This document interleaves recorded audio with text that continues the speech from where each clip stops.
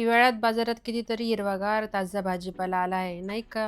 बरोबर. तर आज हिरवा वाटाणा आणि पालकचा वापर करून आपण अगदी सोपी आणि तेवढीच पौष्टिक अशी हराभरा कबाबची रेसिपी बघणार आहोत. आणि त्यासोबत फ्रेश पुदिनाची चटणी पण बघणार आहोत. चला तर उशीर न करता आपण रेसिपीला सुरुवात करूया. त्यासाठी मी इथं एक जुडी पालक आणि अर्धा वाटी वाटाणा घेतला आहे. आता कढईमध्ये मी पाणी टाकून पाणी उकळायला ठेवणार आहे. पाणी उकळले की यामध्ये मी आता वाटाणा टाकून घेत आहे. वाटाणा 1 ते 1.5 मिनटं उकळल्यानंतर मी यामध्ये पालक टाकून घेत आहे. पालक आता आपण चमच्याने व्यवस्थित त्याच्यात दाबून घेऊ आणि 1-2 मिनटात पालकही शिजून जाईल.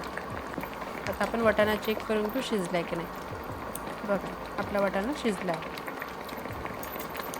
आता याला आपण चाळणीमध्ये काढून घेऊ आणि लगेचच बर्फाच्या पाण्यात त्याला टाकून घेऊ.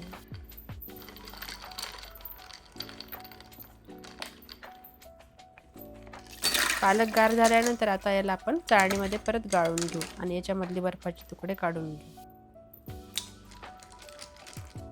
आता ह्या पालकला आपल्याला हाताने चांगलं याच्यातलं पाणी काढून चांगलं पिळून घ्यायचं आहे.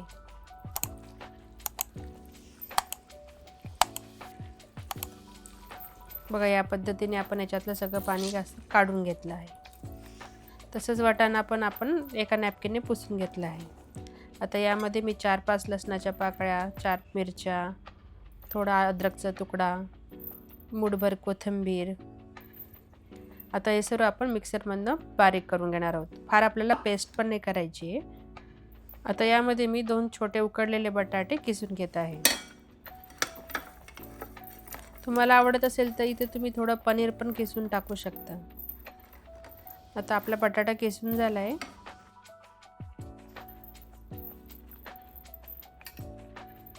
आता त्यामध्ये मी 2 चमचे कॉर्नफ्लॉवर, 4 चमचे ब्रेड क्रम्स, चवीपुरता मीठ, 1 चमचा धना पावडर, अर्धा चमचा जिरा पावडर आणि अर्धा चमचा गरम मसाला पावडर टाकून हे सर्व मिक्स करून घेणार आहे. मिश्रण थोडं पातळ वाटतंय. मी यात परत थोडं ब्रेड क्रम्स आणि कॉर्नफ्लॉवर टाकून घेत आहे.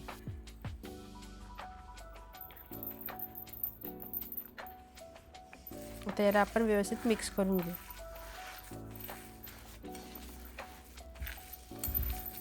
बघा, आता आपलं हे घट्ट मिश्रण झालं आहे.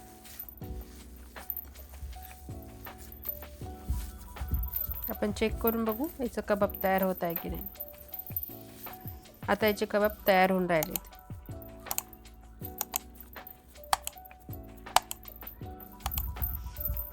आता मी हाताला थोडं तेल लावून घेऊन याचे असे छोटे छोटे असे कबाब तयार करून घेणार आहे. याला आपल्याला असा गोलाकार टिक्कीसारखा आकार द्यायचा आहे.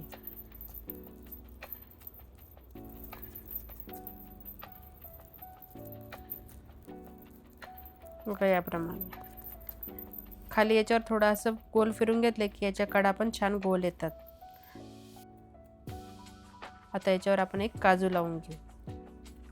बघा, आपले किती छान कबाब तयार झाले आहेत. एवढ्या मिश्रणापासून 12 कबाब तयार होतात.